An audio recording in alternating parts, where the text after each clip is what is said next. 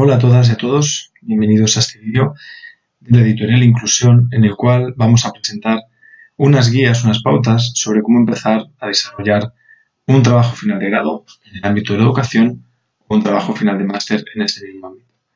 Mi nombre es Javier Pinilla, soy doctor, profesor en diferentes universidades españolas y el objetivo es facilitaros esos primeros pasos cuando alguien no conoce cómo empezar un trabajo fin de grado o si lo conoce pero quiere optimizar ese tiempo y buscar el máximo rendimiento a este proceso.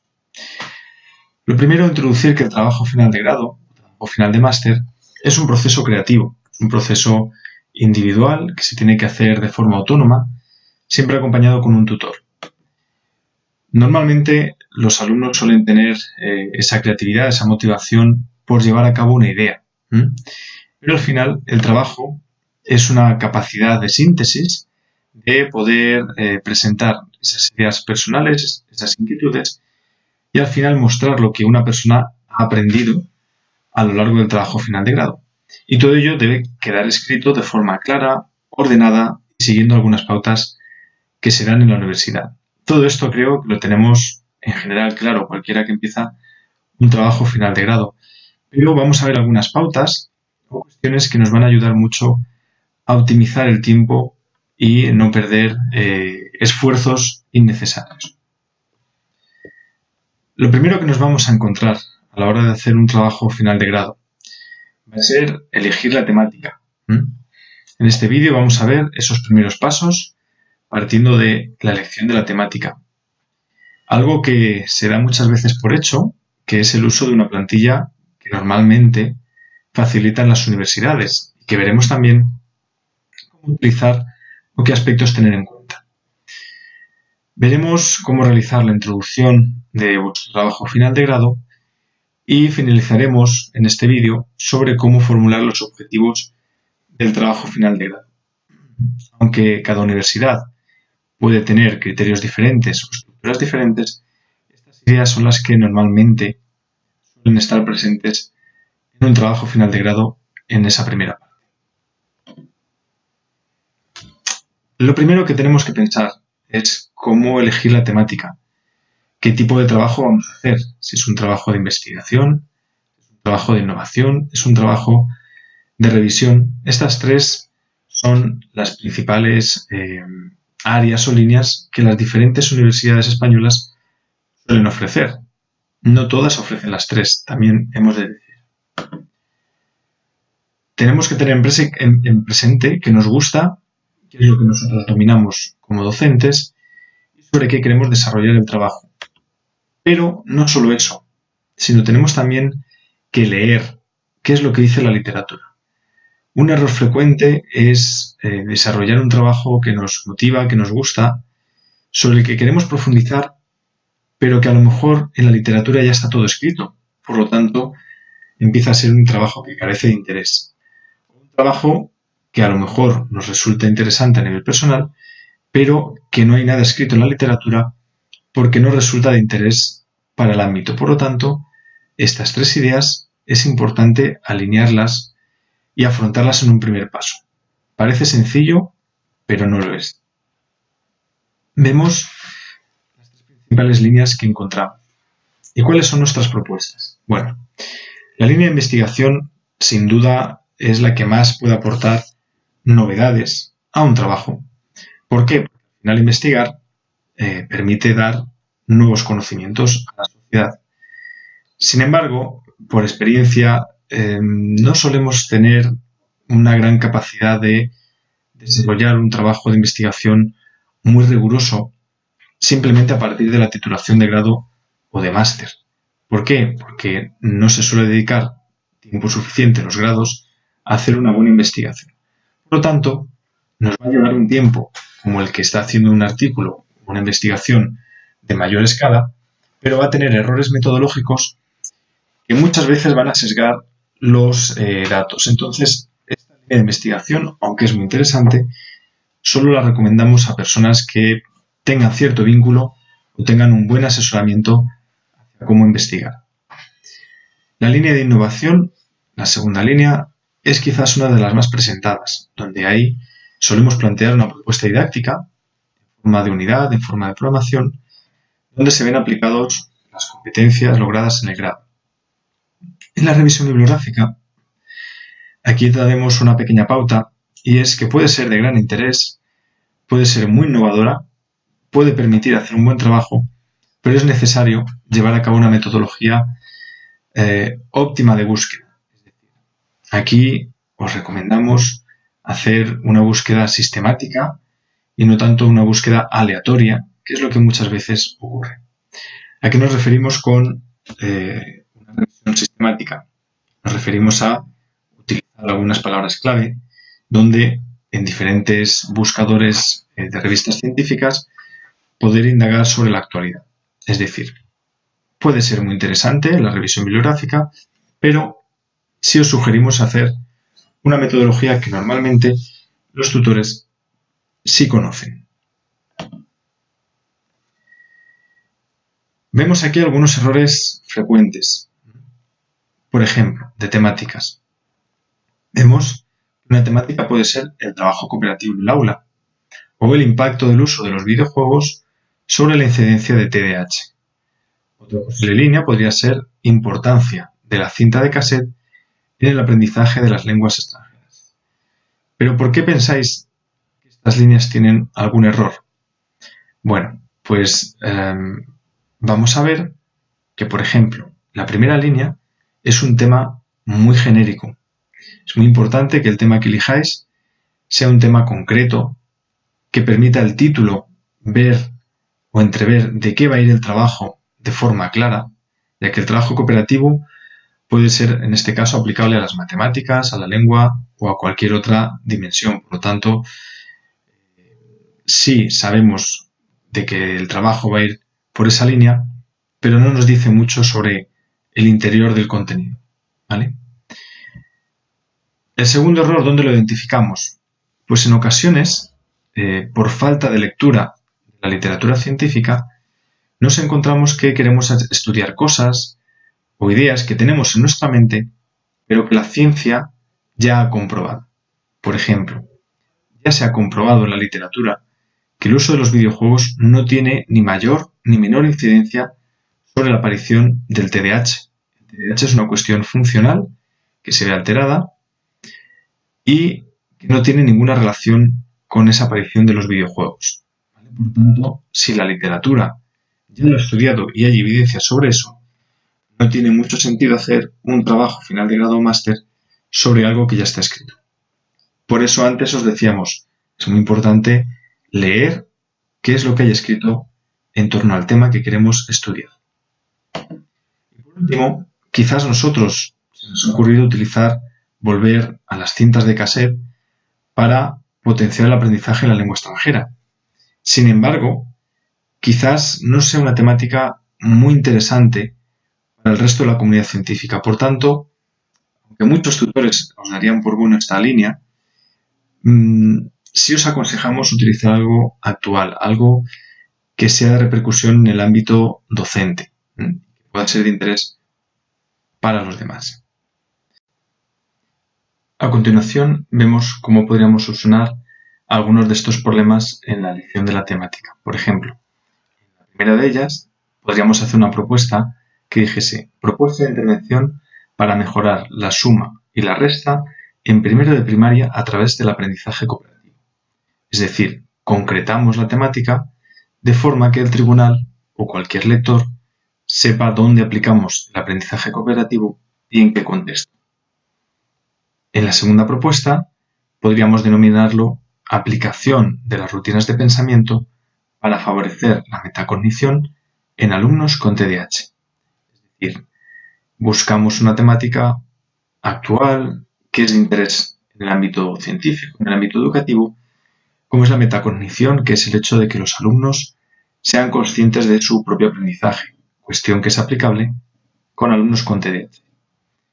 Y en el tercer caso, podríamos titular el trabajo de final de grado: mejora de la expresión oral en la lengua inglesa a través del uso de videoconferencias online. Quizás es una propuesta actual donde los docentes se puedan ver más familiarizados, pueda ser innovador y tenga mayor repercusión que el uso de la cinta de cassette. Con estas líneas vemos una mayor concreción y una adecuación de las temáticas que van a permitir a cualquier tribunal ver por dónde va a ir el trabajo y ver el interés científico.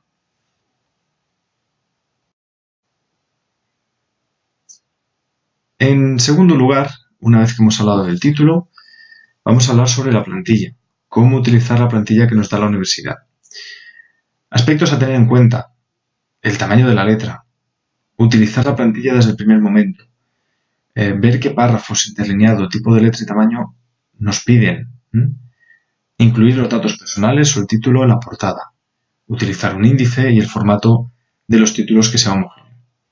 Son cosas muy evidentes, pero cuando no se sigue la plantilla desde el principio, suele acarrear muchos problemas. Se desordenan los textos, se utilizan los títulos sin un formato continuo, sino que va habiendo saltos, se desajusta la extensión recomendada, ¿vale? Por lo tanto, es importante que desde el primer minuto se emplee ese modelo que os facilita. Si alguien tiene un problema con el Word o con algún otro procesador de información, os aconsejamos actualizarlo desde el principio, invertir en ello, para luego no tener que perder tiempo en estas cuestiones formales. Visto la temática, cómo elegirla y cómo utilizar la plantilla, vamos a dar alguna pauta sobre cómo realizar la introducción. En primer lugar, cabe decir que la introducción es la presentación del trabajo. Es vuestra oportunidad para captar la atención del tribunal y contextualizar por dónde va a seguir el trabajo. ¿Por qué? Porque muchas veces tendemos a realizar una introducción que se solapa con el marco teórico. Luego llegamos al marco teórico y se repiten ideas. A veces se queda en un plano sumamente personal y no se ve la importancia de ese tema en la literatura. Entonces, en la introducción, lo que os aconsejamos es ser concretos, no extendernos, justificar el porqué de ese trabajo, tanto desde la motivación personal como docentes, como la motivación desde la literatura científica. A partir de lo que habéis leído, ¿por qué es importante esta temática? ¿Por qué se está estudiando? ¿Por qué es un problema que hay en la sociedad? Etcétera.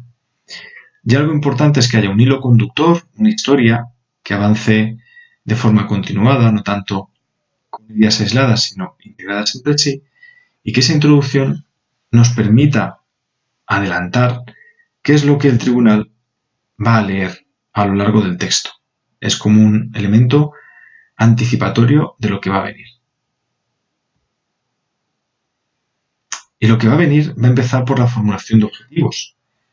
El primer paso que yo doy en la conclusión ya del trabajo final de grado en profundidad va a ser establecer mis objetivos.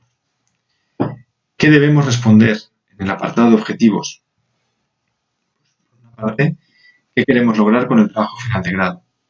Ojo, nos referimos al trabajo final de grado, no con la intervención, el estudio o la búsqueda que realice dentro. Es decir, aquí debemos plantear qué quiero lograr a través del documento. Es decir, cuando termine el documento, tendremos que evaluar los objetivos y diremos, ¿hemos logrado como TFG los objetivos que planteaba?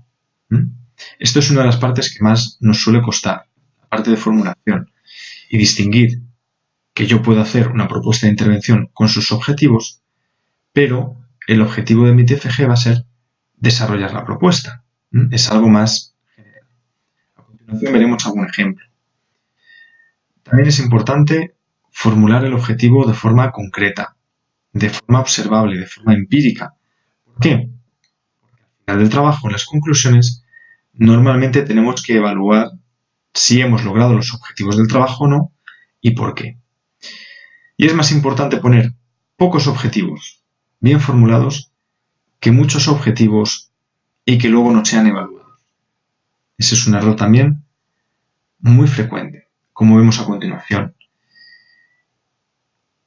Otro de los errores es formular objetivos imprecisos, no evaluables, que no se correspondan con el título del trabajo final de grado o que sean muy muy extensos.